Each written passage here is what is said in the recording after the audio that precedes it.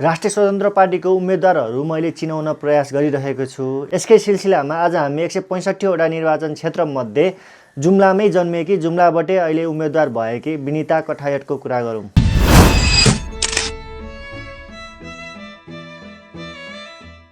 विनिता जुम्ला जिल्लाको चन्दनाथ नगरपालिकाको खलङ्गा बजारमा 2052 सालमा जन्मेकी थिइन्। पढाइकै सिलसिलामा उनी काठमाडौँ आएर 9 कक्षासम्म सेतो बङ्गलामै पढिन् र एसएलसी दिन भने चाहिँ आफ्नै गाउँ जुम्ला फर्किन्। एसएलसी दिइसकेपछि चाहिँ इन्डियन सरकारले दिएको स्कलरसिप पाएर इन्डियामा गएर पोलिटिक्स साइन्समा उनले +2 गरिन् र इन्डियामै फिल्म मेकिङमा उनले डिप्लोमा पनि गरिन्। केही समय इन्डियामा काम गरेर नेपाल आइन्। नेपाल आइसकेपछि चाहिँ लुट 2, होस्टेल रिटर्न जस्तो मुभीहरूमा उनले एसिस्टेन्ट डिरेक्टरको भूमिका निभाइन्। यसैगरी चपली हाइट 2 र चिसो मान्छे भन्ने मुभीमा चाहिँ कस्ट्युम स्टाइलिस्टको रूपमा उनले काम गरिन्। त्यही समयमा रवि लामिछानेले ग्यालेक्सी 4K टिभी खोलिसकेपछि विनिता पनि रवि लामिछानेसँगै काम गर्नलाई 4K टिभीमै आइन् र पछि रवि लामिछानेले पार्टी खोलिसकेपछि विनिता पनि रवि लामिछानेसँगै पार्टीमा सामेल भइन् र 2022 को इलेक्सनपछि जुम्लाबाट राष्ट्रिय स्वतन्त्र पार्टीको तर्फबाट समानुपातिक सांसद पनि हुन उनी सफल भइन्। उनी पहिलो व्यक्ति हुन् जसले जुम्लाको पहिचान देखाउनको लागि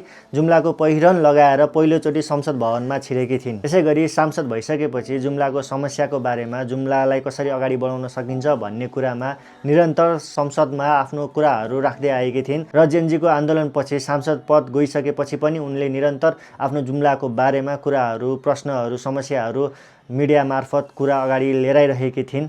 अब चाहिँ उनी जुम्लाबाट प्रत्यक्ष उम्मेदवार भएर चुनाव लड्दै छिन्।